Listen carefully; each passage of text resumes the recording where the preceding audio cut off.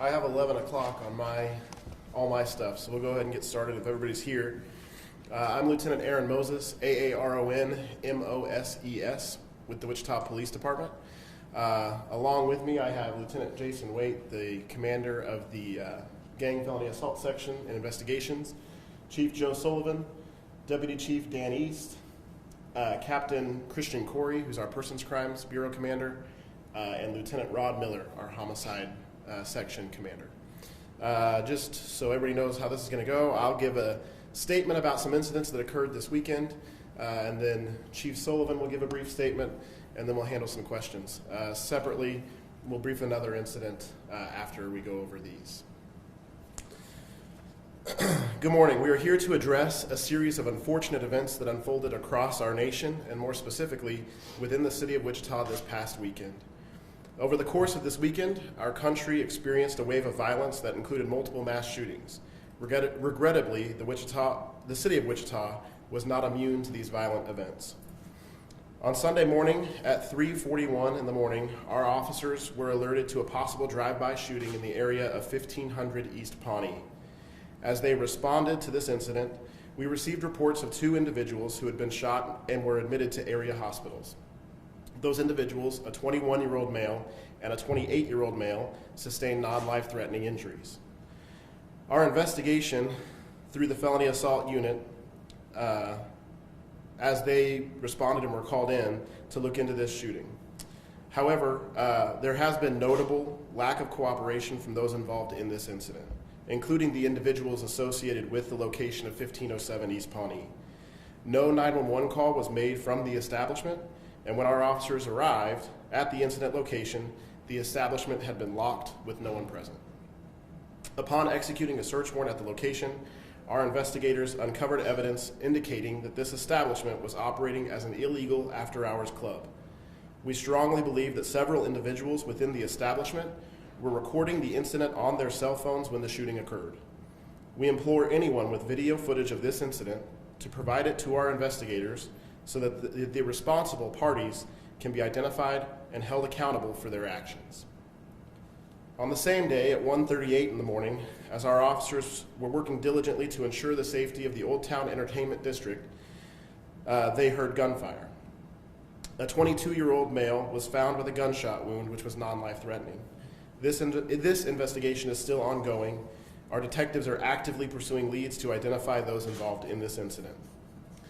Furthermore, on Sunday, the same day, at approximately 12:30 in the morning, officers were monitoring the parking lot at Club Onyx, located at 10,001 East Kellogg, when gunfire erupted. Tragically, 23-year-old Jalen Pete of Wichita was found in the parking lot with multiple gunshot wounds and was pronounced deceased at an area hospital. Additionally, a 26-year-old male and a 24-year-old male were struck by gunfire and sustained non-life-threatening injuries. The management of Club Onyx establishment has been exceptionally cooperative during our initial investigation. Our review of the evidence indicates that the suspect in this case was involved in a disturbance inside the club and subsequently retrieved a firearm outside. The suspect attempted to re-enter the club, but was unable to do so due to safety measures implemented by the club's management.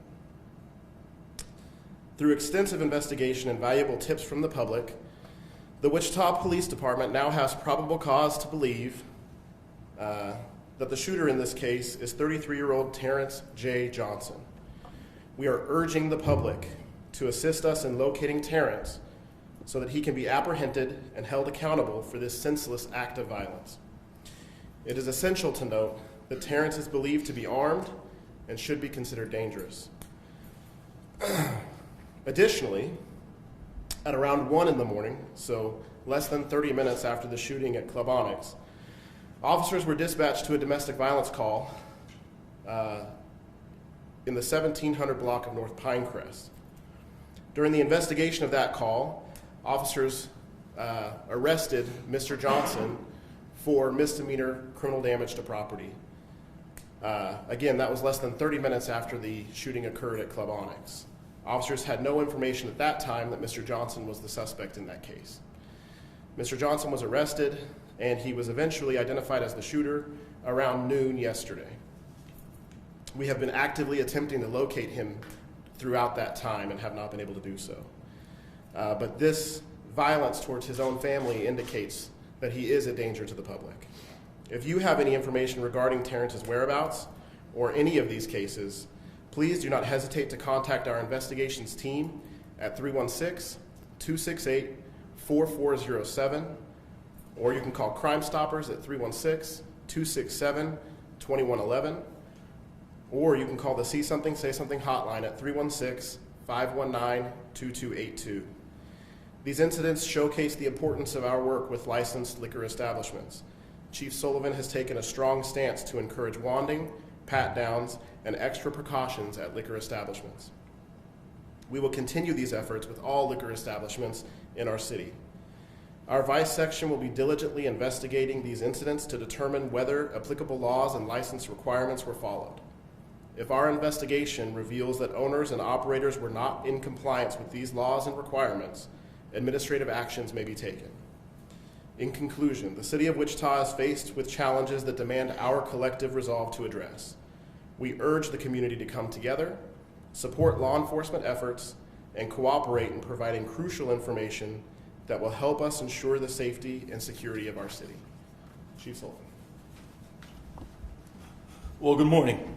Regrettably, it was an extremely violent weekend across the country, and unfortunately here in Wichita as well. When you look at the numbers across the country, as bad as it was, in many ways we were fortunate, and I will definitely say in terms of Club Onyx, them accepting the recommendations and having worked with our SIB unit, I have no doubt that the actions that they took to carefully wand everyone entering the club and making sure that once people were ejected from the club, they could not re-enter the club, and I have no doubt prevented a more serious incident than what did occur.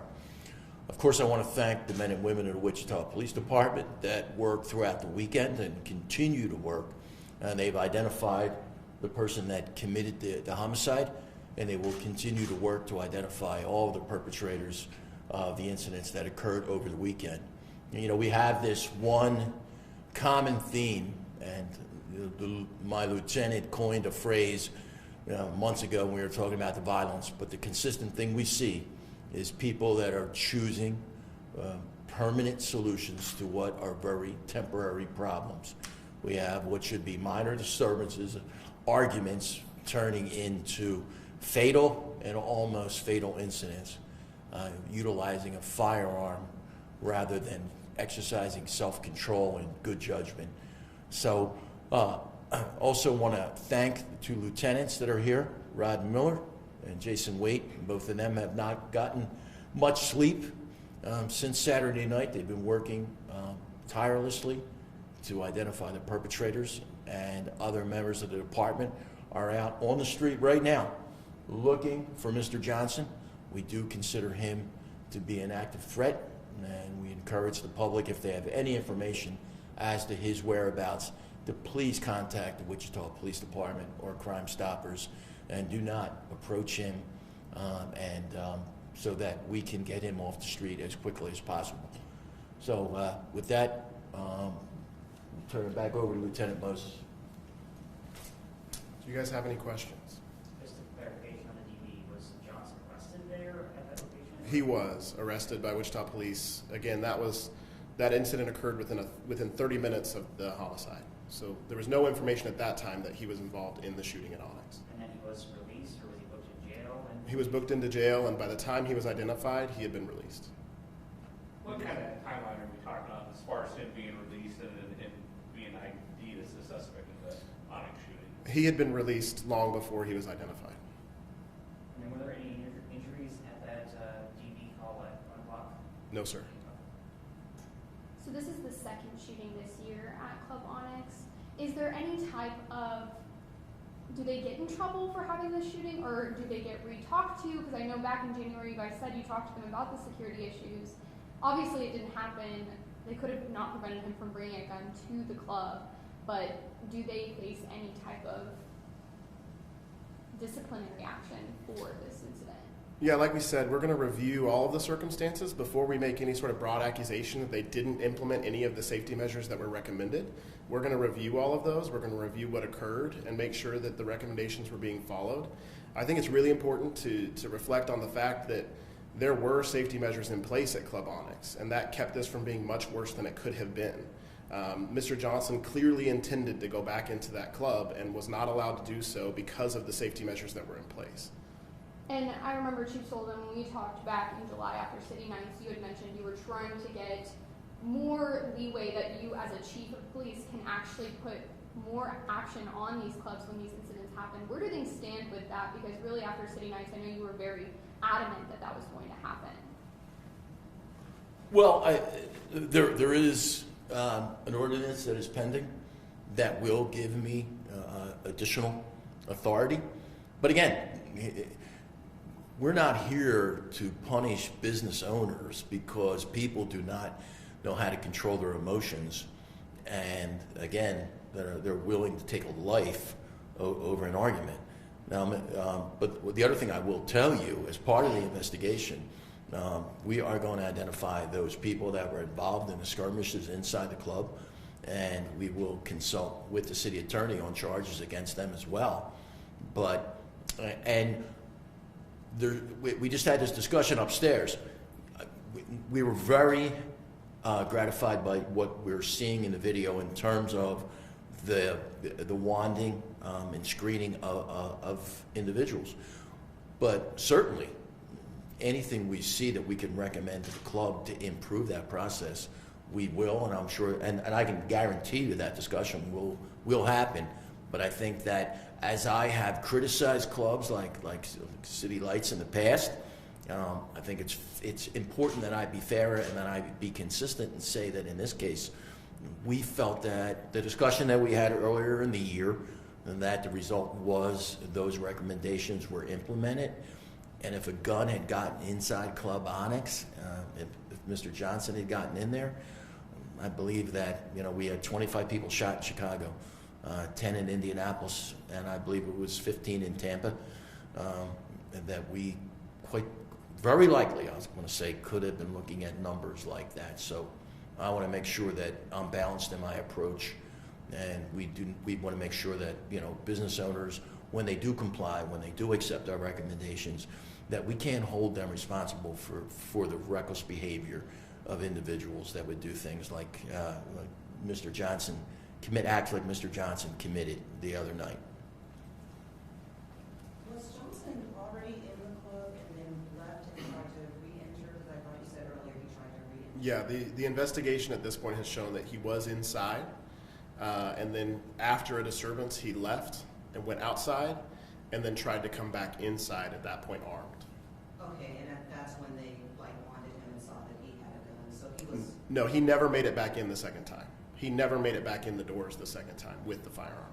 Okay, is that because they saw that he had the firearm, or they just didn't let him back in? No, so initially when he was let in, we do not believe that he was armed.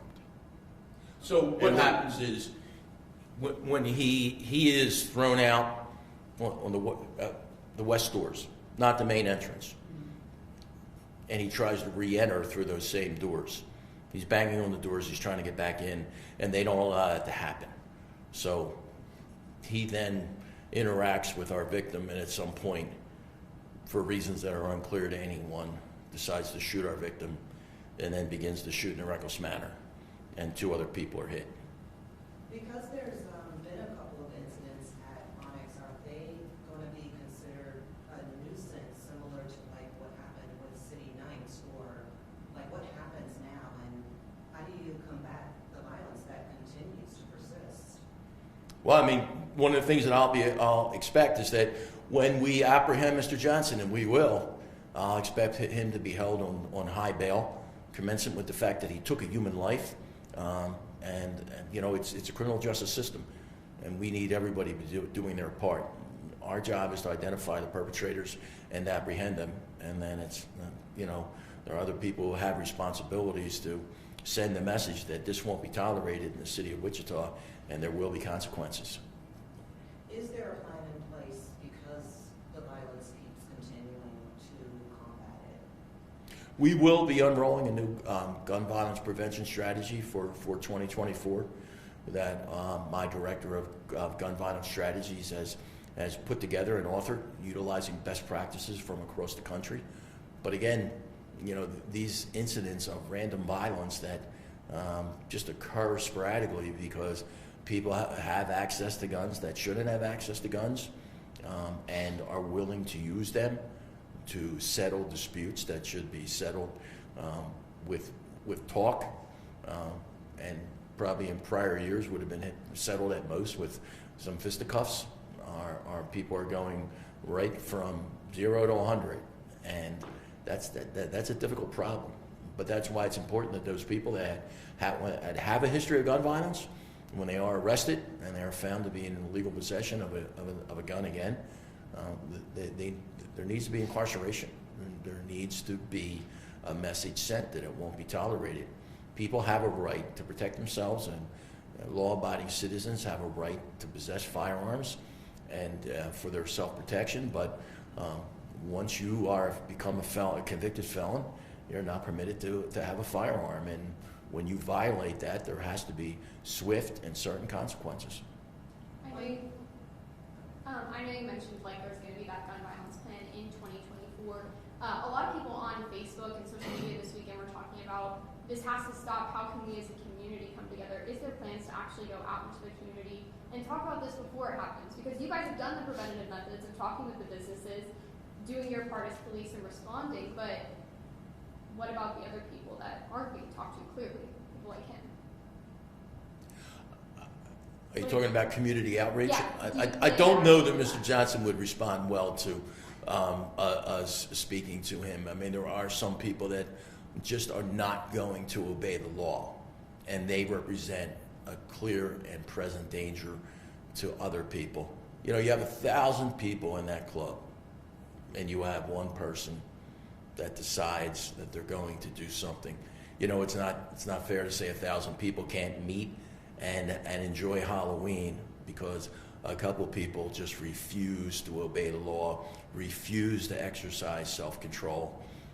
He was put out of the club, and he simply could have gone somewhere else, but he decided that he was going to get a gun and he was going to try to harm someone, and now we have one person dead, 2 people are injured, and again, thank God they survived, but there's no doubt about it, their lives have been altered.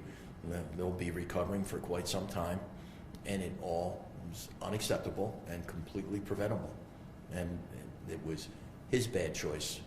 It wasn't the gun, it was the person that pulled the trigger. My last question for you.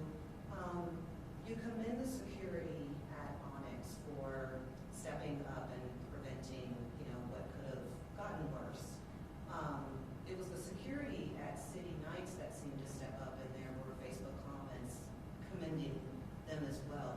What's the difference? Oh, the difference is the video clearly does not support that.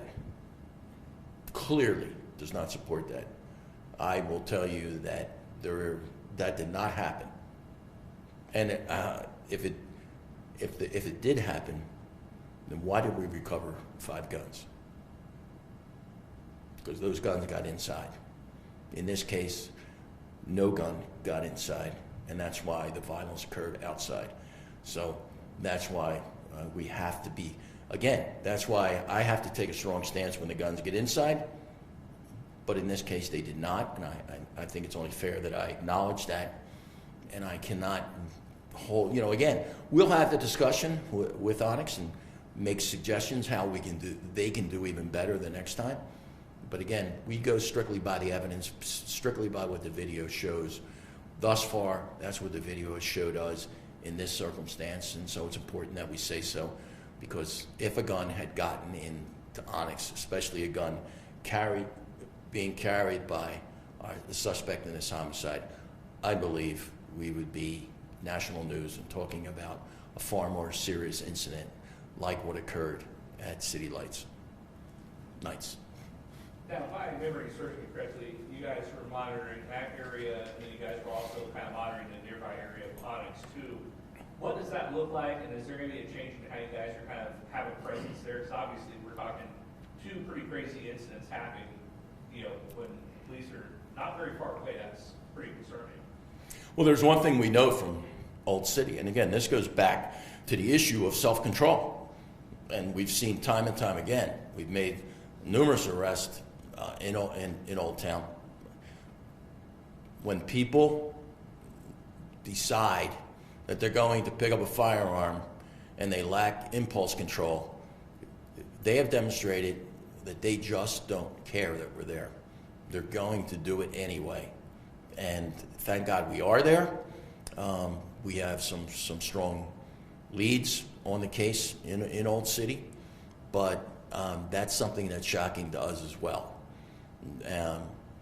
The Onyx Club represents some problems in terms of there's one way in and there's one way out. It's very difficult to position officers there because we can't get we can't get trapped inside and we can't get trapped outside, so we don't have a lot of options. But we're going to look at that as well to see if there is a better way for us to position ourselves. But the bottom line is the officers were there. I mean, they heard the gunshots, they responded quickly. But when you have 1,000 people that are fleeing and it's a very chaotic and confusing situation, you know, it takes a while to settle everything down, and you know, your first concern is to get people that have been injured to the hospital, and then you begin the investigative phase and try and identify witness, and going through video is very time consuming, and that's why this defendant was able to go and commit an act of participate in a DV incident involving property damage, be arrested and be released before we were able to identify him as the suspect. But I think that only speaks to, again, why we consider him to be an ongoing threat to the community, because it took only 30 minutes for him to commit an act like that, less than 30 minutes after committing a homicide. So that's why we are releasing this information, because we do want the public to know that we believe that he is an ongoing threat and represents a danger to the community. And we appreciate you helping us get that information out. After Johnson was basically prevented from entering the club again, was he like waiting outside for Keith and the other victims? Do you know? Or does it look like he was just kind of waiting for the people he shot at? We believe that he was trying to get back inside because of a disturbance that he was involved in inside, and then got into some type of verbal altercation. It's not 100% clear. It happens very quickly, and we're not quite sure why. And it would appear that he's shooting randomly after that, and that's when our other two victims become injured. And that's really it was very disturbing to us. And again, that's why it's so important to us that we get this information out, and we're going to do everything we can to expedite an arrest warrant so that we can request assistance from the U.S. Marshals. In the meantime, all the resources of the Wichita Police Department are focused on finding this individual and getting him off the street before he has a chance to harm somebody else.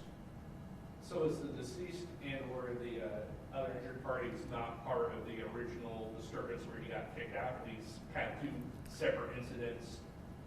We don't believe so, but that's still a matter of investigation. What do you want the community to know after, this weekend of violence? I think a lot of people are still wondering, why does this keep happening? But obviously it's unavoidable in some sense. But what do you want them to know as a police department, what you're doing? Everything we possibly can. And when this happens, people be within the department, everyone. I'm speaking to everyone behind me at 3 o'clock in the morning. We're making sure that we're focusing on all the right resources so that we can move quickly. And I think that the clearance rate of the Wichita Police Department, which is among the best in the nation, it speaks to the skill and the experience of our detectives, and it speaks to the fact that we mobilize rapidly and bring all the resources we have to bear on the problem. And that's why we do have the clearance rate that we have. We look at best practices across the country and we implement them to make sure that our detectives have the training that they need and the support of the individuals behind me And it's a team effort, and it's all hands on deck. And also here in Wichita, from my observation, the way that detectives in uniforms work very closely together is one of the reasons why they are so successful in clearing homicides, so far more successful than other major cities in America. So I think that it's a very unique situation, and it's something that we're continuing to improve upon. Again, always looking to evaluate best practices from around the country, and when we feel that it will benefit us, implementing them, and that's exactly what our new crime control strategy will be. It will be a combination of those best practices, looking at other cities that have been successful in reducing violent crime and then implementing them here.